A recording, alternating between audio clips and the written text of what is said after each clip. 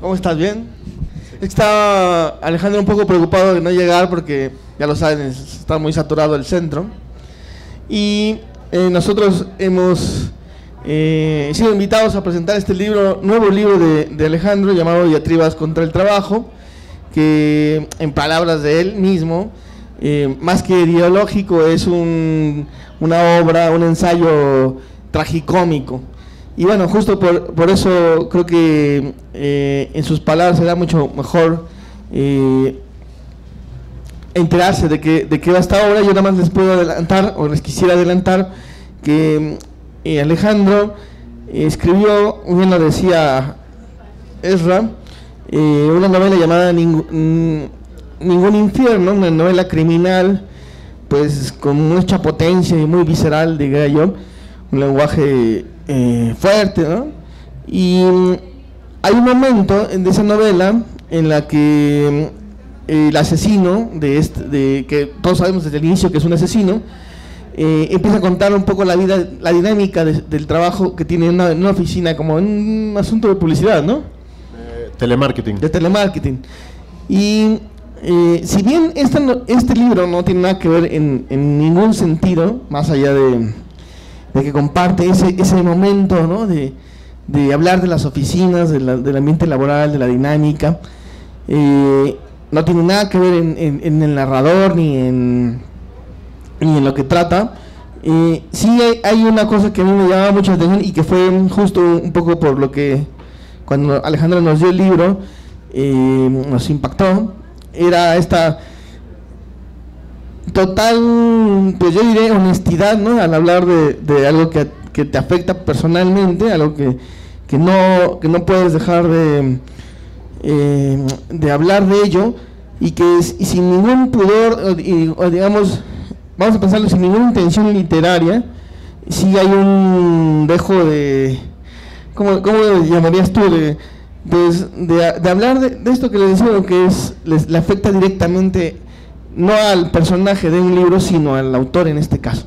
Y Diatribas contra el Trabajo, pues es justo eso, una serie de diatribas o de enojos contra la situación laboral en la que actualmente vivimos, que está cercana a entre el freelanceo, el trabajo por horarios, ¿no? El pago a largo tiempo, ¿no? Toda esta serie de cosas que las oficinas generalmente se viven, y no solamente las oficinas. No sé, ¿cómo ves tú? Sí, básicamente sería eso. No quise hacer un libro cuando empecé a escribir esto, que bueno, no lo sabe bien.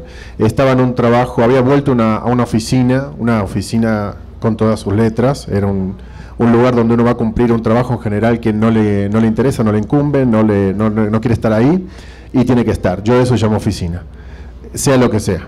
Entonces, en ese momento había vuelto a Argentina, después de estar muchos años en México, y sale este trabajo, y pensé que se podía hacer algo, como siempre pasa cuando uno entra a estos lugares, y a los muy pocos días, horas quizás, me dieron a entender que no se iba a hacer nada, y que era ir a estar, a cumplir un horario y nada más.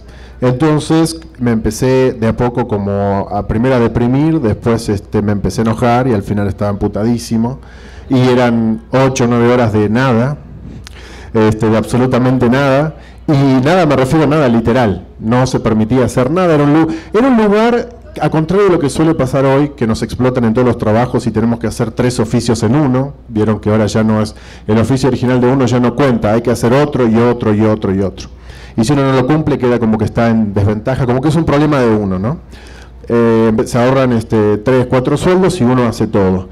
En este caso era al revés, era un lugar que no querían hacer nada, una rareza hoy en día, pero se pagaba con la inactividad absoluta. Y yo además no tengo redes sociales, no tenía Facebook, no tenía nada, o sea que no podía hacer nada más que mirar la computadora y leer periódicos, y a las pocas horas ya estaba desesperado. Y los demás hacían otros trabajos, para otros trabajos que le pagaban aparte. Entonces esa era un poco la rutina, y me pasó de que en un momento las propuestas que hacía eran denegadas, porque tenían los recursos para hacer. Este caso era una oficina que, bueno, yo la llamo oficina, en realidad ellos se llamaban de otra forma, no me acuerdo qué nombre simpático se habían puesto. Iban a hacer promoción contra prevención contra la drogadicción, la droga, ¿no?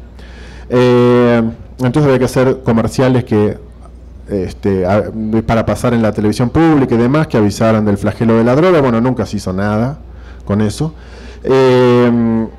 Y bueno, lo que pasó fue que me pasaba el tiempo y eran estas horas de cumplir y de no hacer nada, entonces realmente desde el enojo, desde el insomnio que tenía, porque eran horas muertas. Además mi jefa me decía, podrías trabajar otras cosas, hacer tus trabajos para otros lugares, así descaradamente. Y yo le digo, no puedo concentrarme, están escuchando música, hablando, estamos 8 en una oficina chiquita, no, ni aunque quisiera. Y como me dijo, bueno, problema tuyo. Entonces estaba con insomnio y durante esas madrugadas de enojo empecé a escribir unos textos en contra de tener que trabajar, de lo que es esta cosa horrible que vivimos. Siempre se vivió, pero yo creo que hoy es el peor momento casi, que tener que trabajar por obligación para tener un sueldo en cosas que uno posiblemente deteste, odie y si tiene suerte solo desprecie. Eso es a los que le va bien.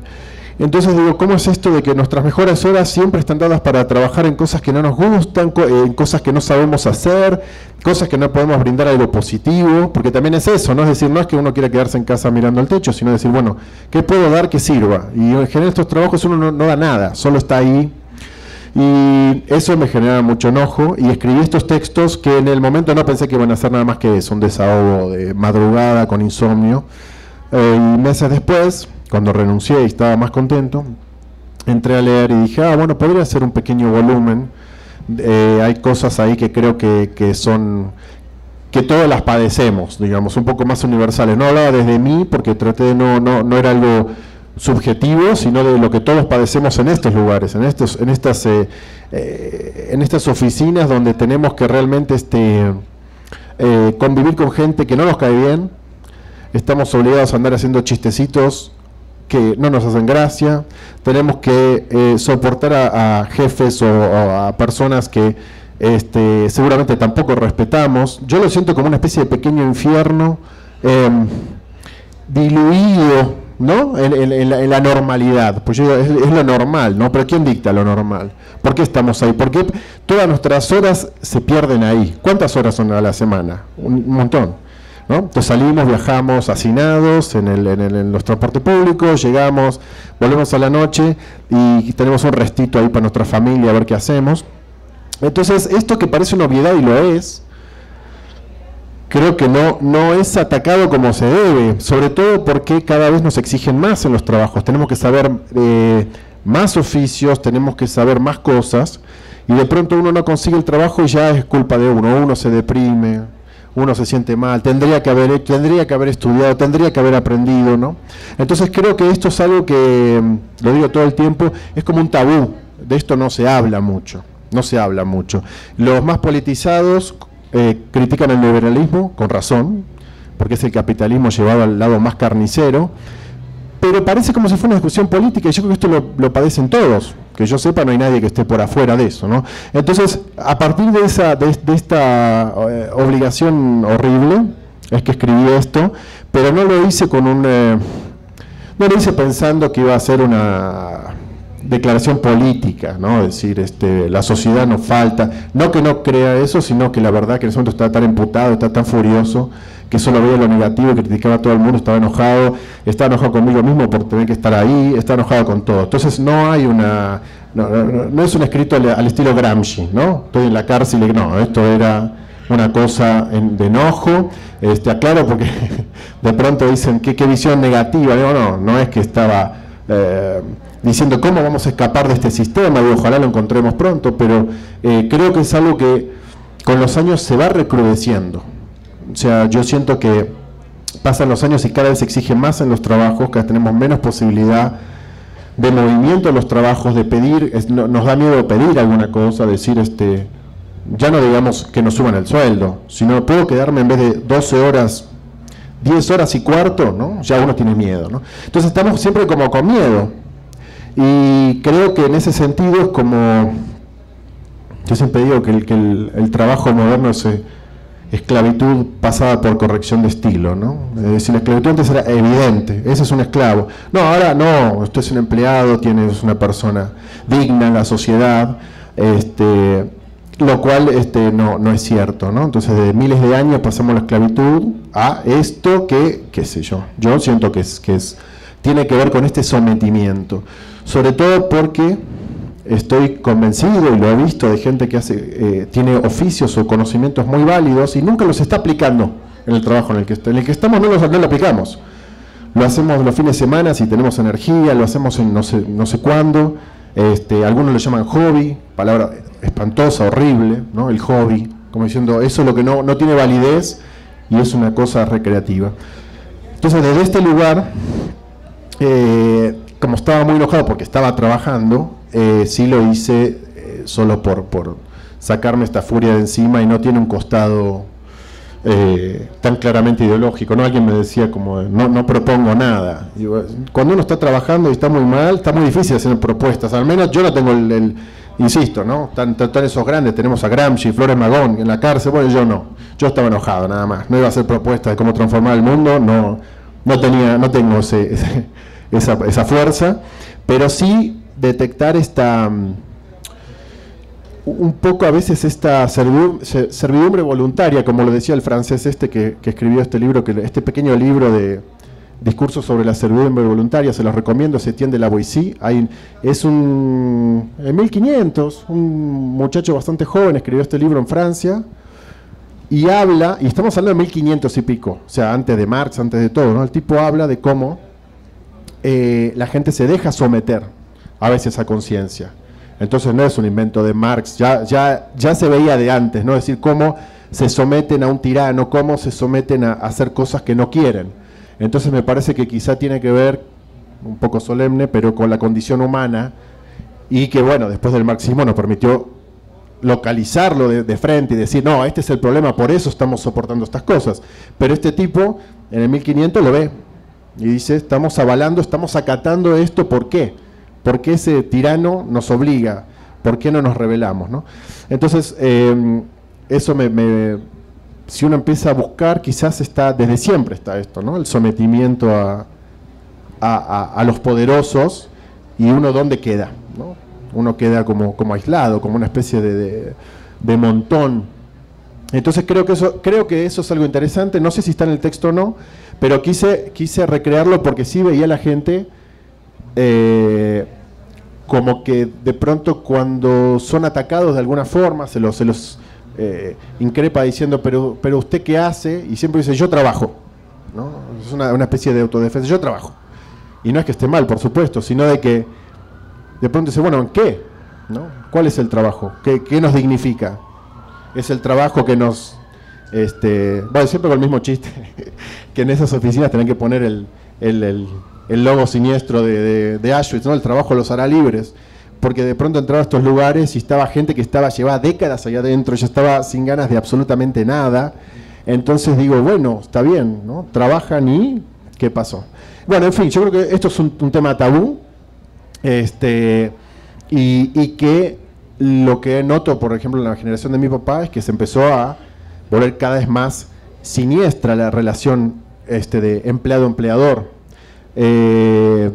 Mi papá me contaba en los años 50, 60, los trabajos cualquiera, y era distinto. Y de pronto ahora tenemos esto, ¿no? Que estamos exigidos a hacer un montón de oficios, un montón de cosas, de pronto una excelencia por un sueldo miserable. Entonces eso me parece que yo creo que no está, insisto con lo mismo, no está denunciado como se debe, ¿no? Y también la pregunta es, ¿qué hacemos con eso? Yo la verdad que no hice gran cosa, escribí este librito enojado, pero después de que dejé ese trabajo, pensar, bueno, ¿cómo hacemos para sentirnos dignos sin tener que ser parte de este circo que no está romano, ¿no? El circo de los payasos, que no está atacado como yo creo que debería, ¿no es cierto? Sobre todo porque necesitamos esa plata para vivir, necesitamos el sueldo, entonces estamos siempre obligados a volver a uno u otro trabajo de lo que sea y soportar. No sé ustedes, yo siempre digo, bueno, ¿cuál es el trabajo que menos me duele, que menos me moleste, que menos me va a freír el cerebro? Ese es mi trabajo. Ya no digo me gustaría, ese es mi trabajo. Entonces, no es una forma muy digna de moverse, pero no he encontrado otra manera de decir, bueno, ese trabajo me deja, salgo más temprano, no me exigen demasiado esfuerzo físico, mental, y ahí voy, la verdad. Oye, pero ahora que decías lo del circo, bueno, también en el circo parecería que trabajan muy padre, pero casi también están esclavizados todos ahí, tienen que ir, además juntos en caravana, ¿no? Tienen que cumplir una serie de... Creo que tienen que nacer y vivir ahí para... Yo decía el circo romano, vos decías el circo sí, de los animales. No, bueno. Bueno, claro, me confundí. Ese también es horrible. Ese parecería que está bonito, pero no. No, está horrible, pero bueno. Bueno, me acuerdo, lo quería decir al principio, pero realmente se me olvidó porque yo no estaba en el programa, ¿no? Pero cuando llegó el libro, bueno, cuando llegó el texto de Alejandro, nosotros le pedimos un texto como invitado, ¿no? Y yo me acuerdo que yo acababa de trabajar justo en un periódico, de redactor, y yo decía, esto es justo lo que pienso, ¿no? No había un compañero gordito, porque aquí en este caso hay un compañero gordito, pero creo que el gordito era yo, ¿no? Pero dije, bueno, yo no soy así, yo soy como el que está enojado. Pero más allá de los estereotipos, digamos, que cumplía cada uno, a esta condición que me parecía encabronante, porque no hay de otra forma de decirlo, era este sentido de esclavitud perpetua, ¿no? que tiene uno a la hora de trabajar. O sea, uno llegaba a la hora que fuese y era un periódico digital de noticias todo el tiempo, entonces no había forma de irse, ¿no? O sea, si había un atentado o si había algo, siempre pasaba algo, ¿no? O sea, pero siempre había que estar pendiente y en estrés permanente, pero también una excitación continua de por qué, de que estabas recibiendo la información de nadie más, que nadie más traía y todo el mundo tenía, ¿no? Pero al renunciar precisamente de ese trabajo, sí vi una sobrecarga de libertad que todavía siento, ¿no? Porque ya no trabajo en ese tipo de cosas. Pero yo me quedaba con la idea de que si ya laborar no nos emancipa, ¿no? O sea, no digo que tú tengas la solución, ¿no? Pero, o sea, ¿de qué manera se puede vivir en un mundo hipercapitalizado, ¿no? Y que no puedas trabajar. Yo creo que trabajar en lo que sea está bien, y uno poder mantenerse a sí mismo es algo importante de tener en la vida. Pero creo que una vez que uno demuestra eso, después necesita ciertos momentos y dignidades y objetivos diferentes. Y el problema es que se vuelve cada vez más demandante. Entonces una vez que además está a merced del trabajo. Y creo que es lo que digo que ha recrudecido. Entonces, además está muy difícil mantenerse con un trabajo, cada vez se paga menos. Le pasó a mi mujer, trabajaba en animación, coloreando fondos de películas de animación. Y una productora muy famosa, en 2009, 2010 le pagaban, no me acuerdo, como diga 15.000 pesos por mes, como fondista. Después viene otro trabajo, 2, 3 años después, dicen ahora va a ser 12.000 pesos. Y más trabajo. Bueno, ahí es el momento donde uno se siente horrible decir, bueno, la última vez llamó y eran 10.000 pesos al mes, pero no solo de fondista, sino con 2 oficios más, que era dibujar los personajes, ¿no? Y no me acuerdo qué otro trabajo de animación, que son oficios distintos, no tienen nada que ver. O sea, es un conocimiento que uno no tiene por qué tener. Entonces ya eran 3 oficios, y además le dicen, bueno, la prueba, le piden una prueba, aunque había hecho 3 películas. La prueba la tiene que enviar y viene a traerla, pero la dejan en la recepción con el guardia, no sube. Como diciendo, no queremos que nos infecte la oficina. Ya había trabajado en 3 películas. Entonces, frente a eso uno dice, me dan ganas de ir a incendiar la oficina, no de dejarles una prueba, ¿no es cierto? Entonces uno se queja, y con toda la seguridad que tienen de que tenemos 1.000 personas, 10.000 personas esperando este trabajo, dicen adiós, ¿no? Entonces creo que ese tipo de cosas que uno de pronto dice, ay, ¿no? Chin, qué lástima. ¿Y cómo es esto, no? O sea, ¿qué es esta impunidad?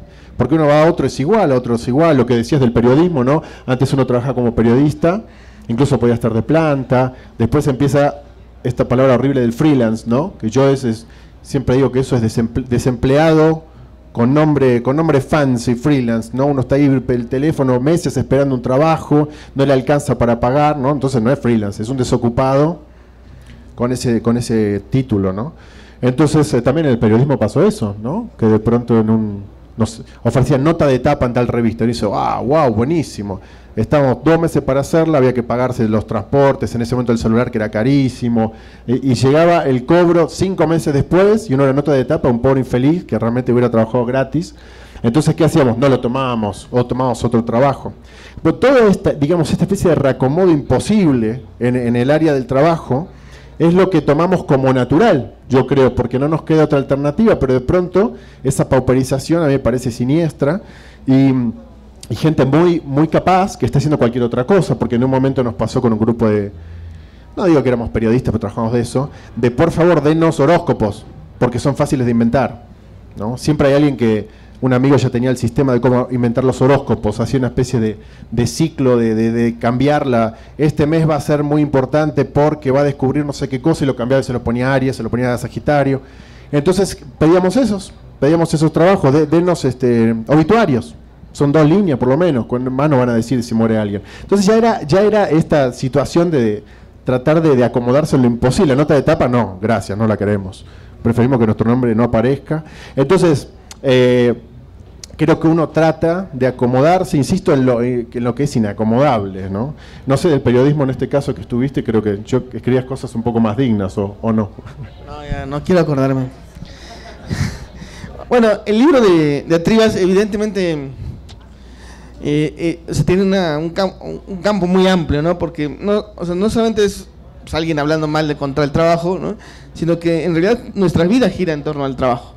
Entonces, esto que mencionas, la precariedad, ¿no? Lo de la desocupación laboral, ¿no? Hay como muchas cosas, como muchas formas de abordar el libro o de enfrentarlo, ¿no?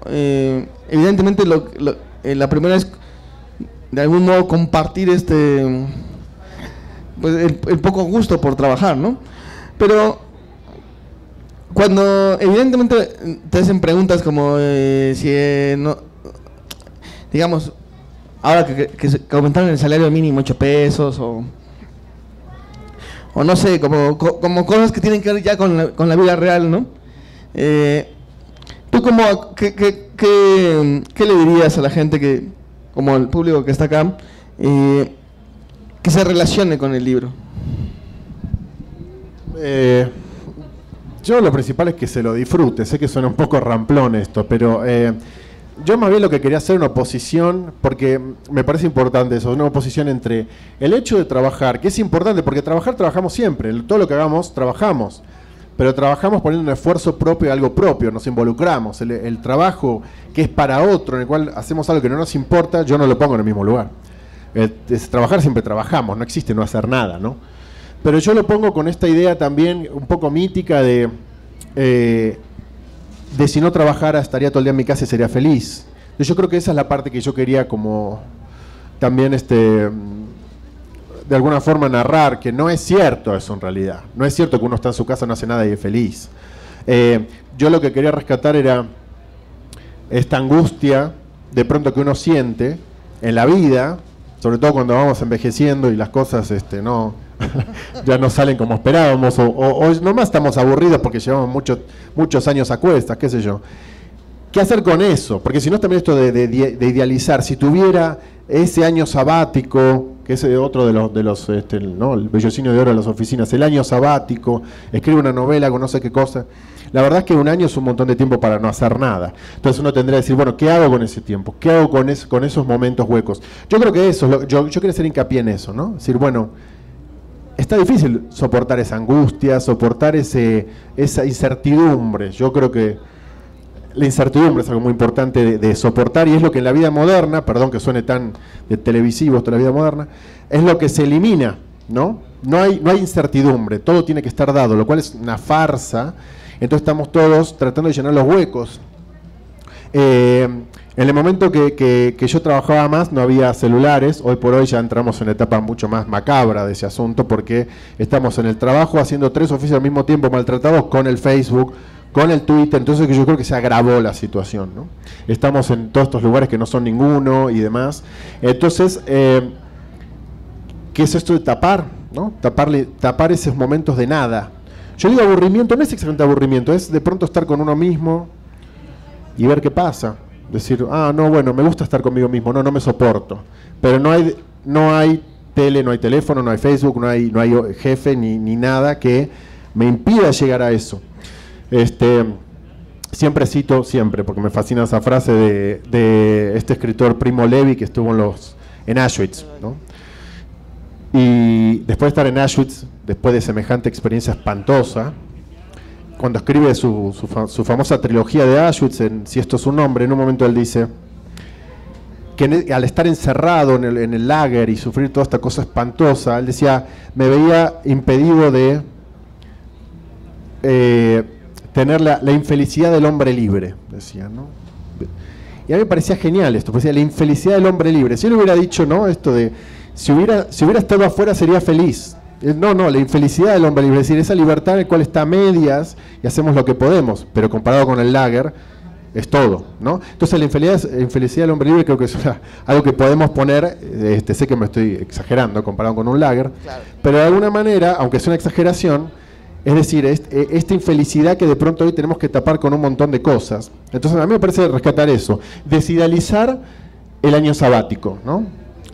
Tengo un amigo que muy valientemente dijo, me voy a tomar un año sabático y voy a escribir una novela. Esta frase, ¿no? No sé si era plantar un árbol, tener un hijo, escribir una novela. Mejor voy a tener un hijo, ¿no?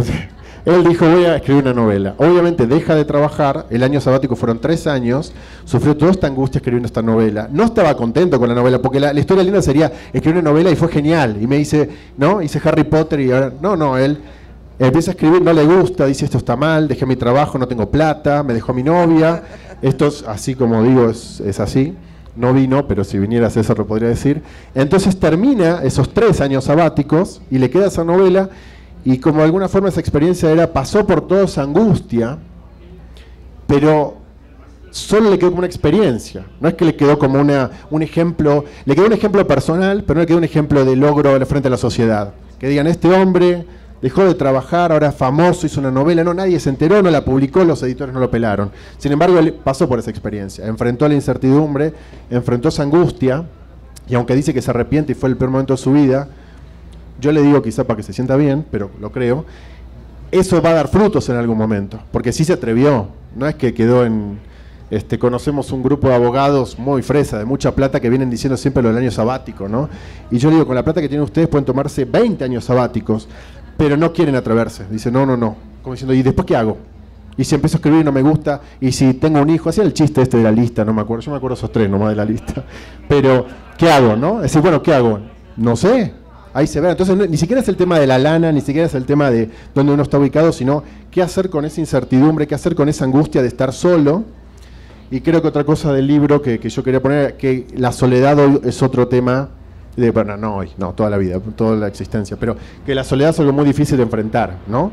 Es algo que nadie quiere, todos le escapamos, pero siempre se pone como algo peyorativo, ¿no? Como que la soledad es algo terrible, como uno está solo, como un perro. No, de pronto uno puede estar solo y satisfecho, pasar un momento solo, ¿no es cierto? Entonces creo que eso era un poco lo que quería hacer, ese equilibrio, no idealizar esa libertad si no trabajáramos.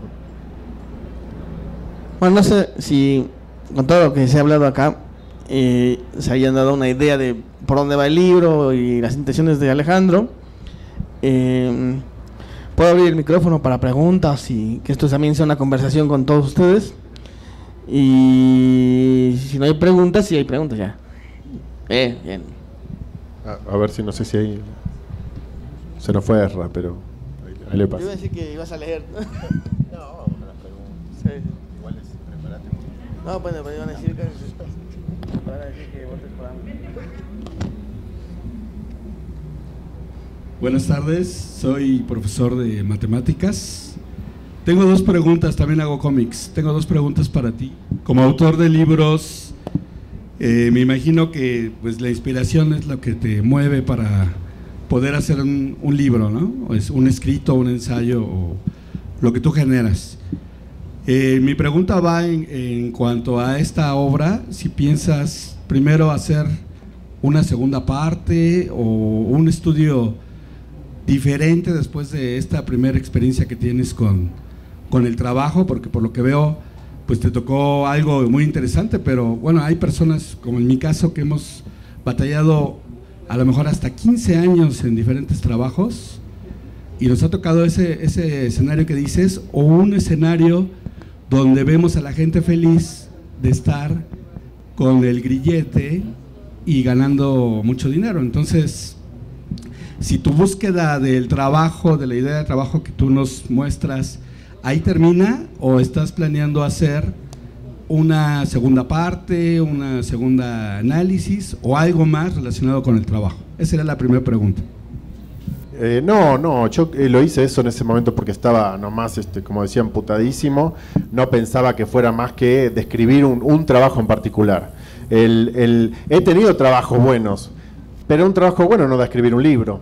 ¿Qué voy a poner? Estoy contento, estoy feliz. Digo, no, lo digo, pero no voy a escribir. Esto es porque era una necesidad frente a esta situación de mucha impotencia. Pero no, los trabajos, los que me han gustado, incluso he trabajado más y he quedado más cansado que en esos trabajos. Pero, digamos, toda mi primera juventud fue de trabajos así, de estar en un centro de telemarketing haciendo encuestas, vendiendo cosas imposibles. En un momento en Argentina vendía de las Afore, cuando acababan de salir, que todo el mundo sabía que era una estafa. Y realmente uno se sentía un pobre infeliz estando vendiendo eso, que sabía que era una estafa, una situación horrible. Por lo más es la cosa indigna, ¿no? Decir, y me preguntaba la gente por teléfono, ¿esto va a funcionar? Y estaban mis jefes escuchando, porque escuchaban todas las llamadas, me decían sí. Y de pronto uno tardaba porque decía, no puedo decir sí. O sea, puedo mentir de otra manera. Le decía, bueno, mira, en realidad esto, decía, sí, me decía el jefe que dije, ¿no? Me terminaron echando, nos echaban a todos ahí. Además, nos pagaban tan poco que realmente uno se iba y no había ninguna diferencia. Pero yo creo que los trabajos, digamos, que han sido creativos no merecen más que estar contento. Creativo me refiero a que uno puede dar algo, ¿no? Y no, yo espero no tener que volver nunca más a un lugar así. Como maestro siempre doy clases, las paso muy bien, me encanta, pero no escribía nada negativo al respecto, ¿no? Por más que he estado en situaciones o escuelas desagradables, con gente desagradable, cuando uno da clases y la está pasando bien, eso vale. En este caso todo estaba mal, no se podía hacer nada, no hacíamos nada, y con gente que no quería hacer nada. Entonces yo creo que uno escribe cuando, bueno, no sé, digo, si uno escribe cuando está mal, pero cuando algo merece ser narrado, ¿no? Gracias. La segunda pregunta va respecto de, como artista que eres, ¿qué le recomiendas a alguien que quiera dedicarse a esto de hacer libros? Yo en mi caso estoy interesado, pero ¿tú qué le recomendarías? ¿Va a empezar a hacer su primer, a lo mejor no es un escrito, a lo mejor es un cómic, una historieta, algo que le gustaría que trabajar en eso? ¿Cuál sería tu recomendación ya con tu experiencia como autor? Está un poco difícil porque no, como ponerme de ejemplo, no, cometí 1000 errores para eso. Bueno, así con pinzas, ¿no? Yo diría, si van a escribir o van a dibujar o van a hacer lo que sea, que lo hagan todo el tiempo posible, que le dediquen el mejor tiempo de su día, de sus vidas. No lo hagan después de hora, eso es un error. Yo lo hice muchos años, perdí 10 años por seguir estos mandatos del trabajo y demás. No me hice más rico, pobre, seguí más o menos igual, y hubiera ganado por lo menos 10 años y me hubiera puesto a escribir en vez de esperar esos trabajos que nunca llegaron. En mi caso hay otra gente que sí le va muy bien, pero yo hablo desde mí, no puedo hablar desde otra. Tengo colegas que han sido mucho más inteligentes que yo, han trabajado de una forma mucho más consciente y mucho más con más entereza desde jóvenes. Yo perdí mucho tiempo por dar vueltas con esto. Con el cine, me gustaba mucho el cine, trabajé mucho en cine, un error. Entonces yo diría eso. Si se levantan, se despiertan en la mañana y están pilas, están despiertos, ese momento escriban. Hagan todo lo que sea la obligación cuando están cansados, con sueño. Yo hago eso, hoy por hoy, si tengo algún trabajo por encargo, primero hago lo mío a la mañana y cuando ya estoy aburrido, hago el otro, porque sé que no necesito toda mi energía, digamos. Entonces, el único consejo es ese, trabajar mucho, sostenido, y ahí sí soportar la incertidumbre y la angustia. Si queda mal, no importa, sigan adelante. Suena de autoayuda, pero la verdad es que a lo largo de los años yo siento esto. Y trabajar mucho, no el año sabático. Tienen que ser, el sabático es la vida entera para escribir. Creo que, digo, en escritura desde mi lado, ¿no? Sea lo que sea dibujo, pintura, música. he visto mucha gente de amigos de mi generación, de que tenía mucho talento para hacer muchas cosas, y por esta cosa del trabajo lo dejaban. Un amigo que uno tocaba el saxo, muy buen saxofonista, otro era muy buen pianista y compositor, y no el trabajo que estudia en ingeniería industrial y qué sé yo. Bueno, le tocó el momento de la pauperización, entonces están trabajos chafa de ingeniería industrial, no vieron ese gran futuro y ya no tienen tiempo para tocar ni el piano ni el saxo, porque llegan a las 10 de la noche a su casa y quieren romper el piano y romper el saxo. Entonces, y también sí está difícil que uno diga, después de cierta edad dejo todo y voy a perseguir mi sueño, porque de pronto el sueño quedó ya pisoteado mucho tiempo atrás. Entonces yo creo que tener cuidado con eso. Eso es lo único, la verdad. El resto no he hecho nada muy bien al respecto. Insisto que colegas míos a los 30 ya estaban enfocados, publicando y haciendo cosas que les gustaban, ¿no? Pero bueno.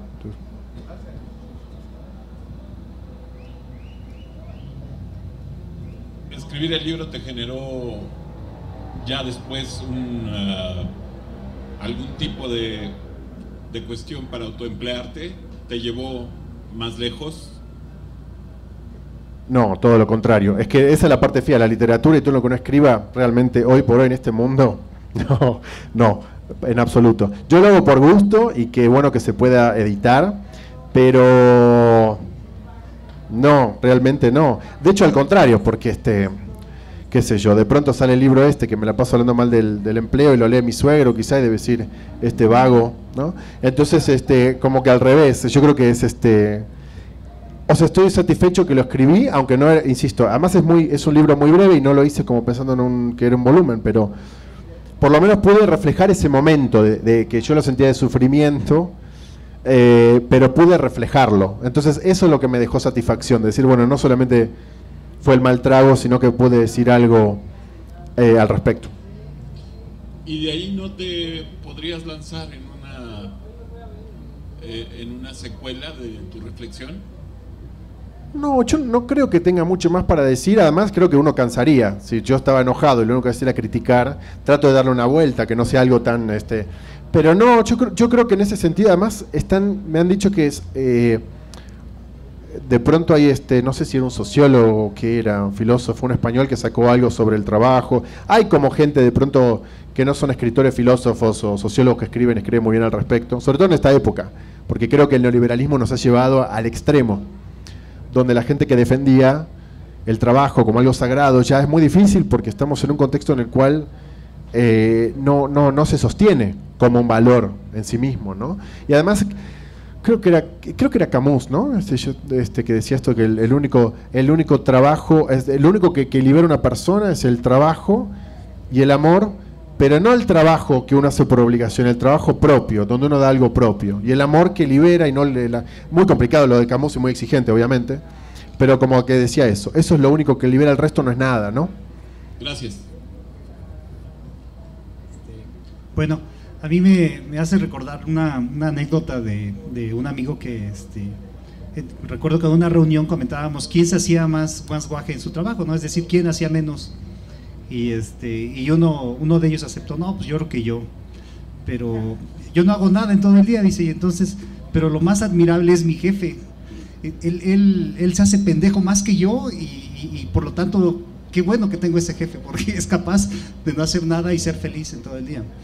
Entonces, otra anécdota de otro amigo me decía que es de un grupo político, que bueno, que él tiene que reservar cierto número de lugares para gente que sabe que no va a llegar a hacer nada, porque tiene que cargarlo como las ballenas cargan a sus parásitos, ¿no? Entonces, yo no sé, a mí no me gustaría tampoco estar en esa situación de no hacer nada. Sin embargo, es una parte sistémica que está en todos lados, ¿no? Y que igual a la gente le gusta estar sin hacer nada. Puede ser eso que decías, me pasó en este trabajo donde escribí, que insisto que es una anomalía porque ya no están los trabajos haciendo mil cosas. Era, no hacemos nada. Entonces decía, bueno, pero en teoría yo tenía que ser guionista de estos promocionales para la droga y demás. Digo, ¿lo puedo hacer en mi casa? Me decían, no. Porque decir, para fingir tenemos que estar acá, pues si cada uno se va a su casa, esto es una anarquía. No me lo dijeron, pero me dieron a entender como diciendo eso, ¿no? Y bueno, nos podemos sincerar y cada uno se va a su casa y no hacemos nada, entonces seríamos realmente casi delincuentes aceptando el sueldo. No, hay que venir a no hacer nada. Entonces de pronto uno dice, ¿qué es esta cosa psicópata, no? Además, bueno, yo le contaba a que le hacía el chiste, bueno, si no puedo hacer nada, me traigo mi PlayStation, me pongo a jugar, tiene una conexión, tenían una fibra óptica con una conexión increíble, me pongo a jugar acá online y, no se puede. Digo, bueno, pues entonces es no hacer nada, mirar la nada. Entonces yo estaba mirando la computadora, además era un trabajo del gobierno y tenía un firewall tan fuerte que no se podía entrar a ninguna página, parecía China. Entonces digo, ¿cómo paso 9 horas? No puedo entrar, había 2 periódicos que podía ver, el resto se trababa, todo trabado, ¿no? Entonces, el no hacer nada, yo creo que era como avalado así, ¿no? Esto que decías de gente que disfruta, esto sí lo disfrutaban. Porque claro, vuelven y dicen, no, yo trabajo toda la semana, estoy muy cansado, ¿no? Tuve un día larguísimo, llego a las 10 de la noche. Entonces, de pronto uno está, yo me sentía, quizá exagero, pero como estaba en el manicomio. Digo, están todos diciendo locuras y está bien, ¿no? Porque, entonces yo creo que, y otro de los mitos, que eso sí hay que mencionarlo, es de los latinoamericanos que no quieren trabajar, ¿no? Esos mitos, yo creo que están trabajando 10 veces más que en cualquier país de primer mundo, salvo que sean esos trabajos esclavos. Yo tuve un tiempo breve en Estados Unidos y tuve un trabajo allá y venía con la mentalidad así de esclavizado, que había que hacer 20 cosas y de pronto me contratan y me dice un chico que era mexicano, me dice, cuidado, nada de hacer todo al mismo tiempo, rapidísimo. Estos yankees están toda una semana para hacer esto que vas a hacer en mediodía, lo hacemos nosotros en mediodía, no digas nada. Digo, bueno, entonces eran unos promocionales, lo hacíamos en mediodía, el resto de la semana nada. Y los gringos estaban todos los días. Entonces digo, no es que trabajan tanto, estaban como tomándose su tiempo, que por un lado digo, no está mal, no los están obligando, uno está acostumbrado a que si uno termina el jefe viene con más. Y si uno termina más, entonces uno dice, bueno, voy a hacer como que no hice nada para que no me den más. Y acá era, semanalmente entregaban esto, hagan esto. El viernes lo quiero acá, aparte lo decían con un tono de amenaza, como diciendo el viernes. Todos lo teníamos, insisto, los latinoamericanos, todos, eran brasileños, colombianos, argentinos, uruguayos, mexicanos, todos el martes lo habíamos terminado. Y los otros, y el WASP, esos WASP, el viernes sí, cumplí, acá está, Entonces decían, no, bueno, evidentemente este mito que nos vendieron yo no tuve, salvo cuando trabajé brevemente en cine, no vi esa eficiencia que me hablaban de Estados Unidos. Yo esperaba una cosa, una estructura, lo único que vi era lana, ponían plata y plata, jefes inútiles, los jefes no hacían nada. Ahora que me hablas había una jefa, esta cubana de Miami, no hacía nada. Le planteabas una propuesta, no entendía, decía, bueno, lo vemos más tarde,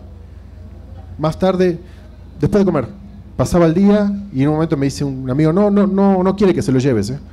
Bueno, está bien, me dan mi cheque, yo no voy más. Entonces de pronto ver esto, uno dice, bueno, es un mal, solo que hay más plata. Yo creo que era la diferencia, el resto veía la misma inutilidad, solo que con menos horas, ¿no? O sea, en México que dicen los mexicanos quieren trabajar, a las 3 de la mañana se están despertando para ir a trabajar, 3 horas de viaje. Entonces creo que todas estas mitos espantosos que hay sobre ¿no? los latinoamericanos flojos es una infamia, ¿no? Yo veo que se matan, en Brasil igual también están trabajándose todo el día. Entonces creo que de pronto tenemos no sé cómo llamarlo, estos axiomas, estos parámetros dados vuelta, ¿no?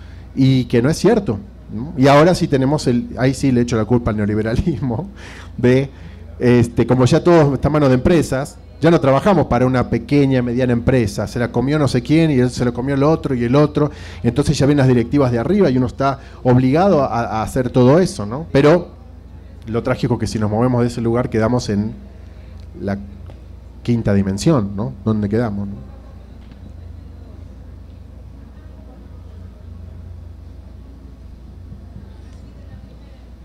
Ahorita que yo estaba escuchando la conferencia, tengo una pregunta. ¿Cómo basas la historia a través de lo que tú viviste en este trabajo? ¿Cómo planteas esa historia en tu libro?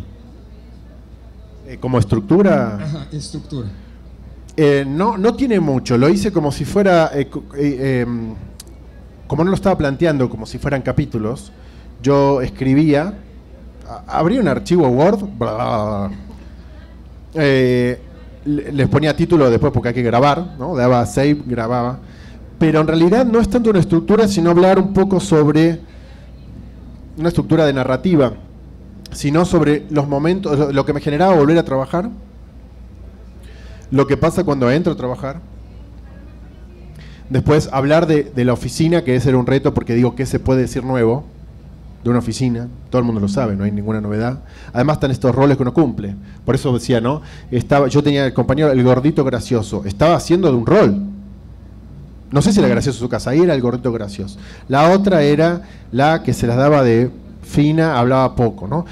Y todos con un rol. Entonces, digamos, narraba eso, por ejemplo. Después, cuando decido irme, que ya, aunque no podía dormir, digo, estoy contento, voy a renunciar, y después cuando renuncio. Básicamente es eso, no hay una estructura narrativa porque son como textos, qué sé yo. Pueden ser textos cortos de lo que sobreviviste. Y sobreviviste, ¿no? Viviste en ese momento. Sí, tampoco quiero decir sobrevivir, porque la verdad, para ser sincero, a los 2 meses renuncié. Parece que estuve 5 años en los pantanos, ahí con los grilletes, en esas cárceles que tenían los gringos. No. Dije, o sea, siempre tengo buenos reflejos. Cuando veo que algo viene mal, me voy, soy el primero en irme. Lo que pasa es que no voy a ningún lado después, ese es el problema, ¿no? No es que uno es un héroe y dice, ¿a dónde voy? A lo mismo, ¿no? ¿Dirías que es más una catarsis todo el libro? Totalmente una catarsis, sí. Buenas tardes. Ahorita que mencionabas esta cuestión cultural de América Latina, ¿qué tanto puedes relacionar lo que expresas en el libro? ¿Qué tanto se parece o qué tanto difiere en comparación con algún otro pueblo, algún otro país? Y la otra sería, creo que culturalmente es mucho esa percepción de voy al trabajo y no hago nada, como lo comentas. Es más la satisfacción tal vez de decir, me están pagando por no hacer nada y entonces me estoy chingando al sistema. Pero, ¿qué tanto varía o qué tanto se parece en comparación a otro país?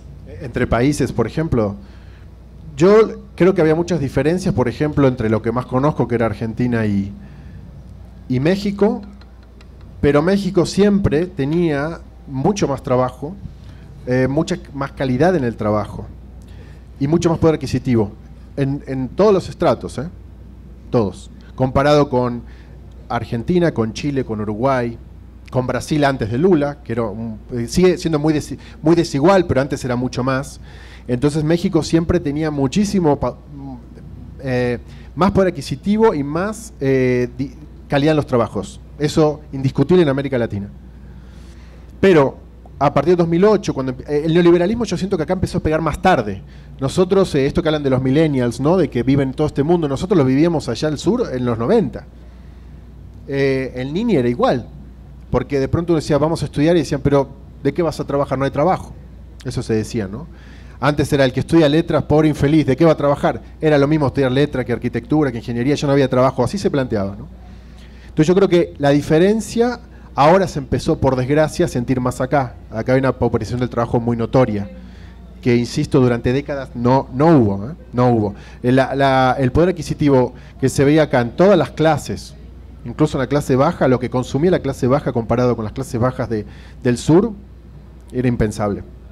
Ahora creo que, por desgracia, se empiezan a aparecer todos los trabajos, porque esto de la cosa neoliberal, de la explotación, de pagar menos, de no le vamos a darle ninguna ventaja al trabajador, no le vamos a dar ningún lugar, no va a tener jubilación, no va a tener nada. Entonces ahí, por desgracia, todo se empezó a aparecer. De trabajar 10 horas, antes eran 8 horas, después 10 horas, después 2 horas, después, ¿no? La flexibilización laboral en Argentina a mediados de los 90 ya estaba aprobada, se aprobó en 10 minutos.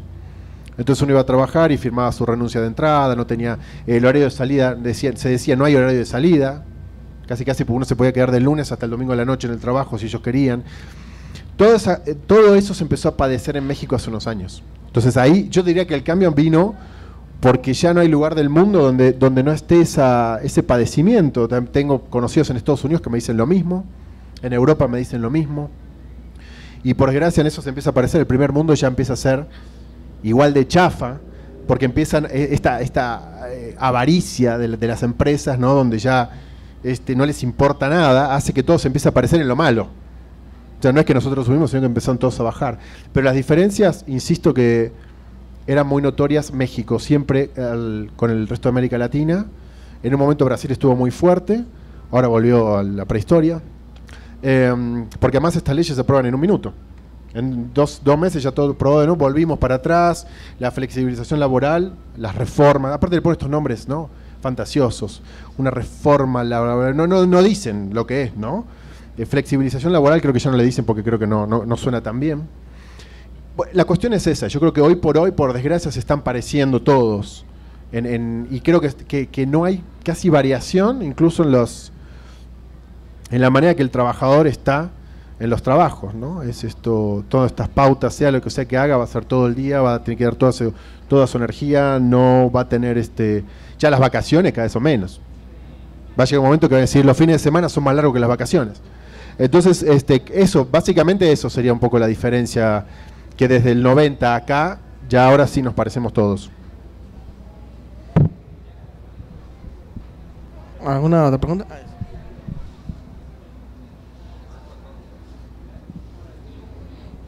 O sea, ¿qué piensas, que vamos hacia China?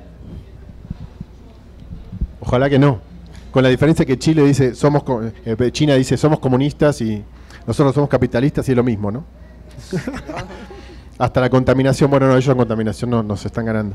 Yo creo que en realidad da igual, ¿no? O sea, no me quiero poner muy político, porque yo lo veo desde el lado, uno lee una noticia, no sé, veo estos en Shanghái, están todos con sus tapabocas y viviendo con una cantidad de polución que hace que el DF sea campestre, y el trabajo, entonces digo, es lo mismo, o sea, veo eso, qué sé yo, después, si dicen, ¿no? Hay gente, bueno, obviamente hay gente que sabe mucho, muy entendida, que habla de los sindicatos en China, que van a hacer mucha presión.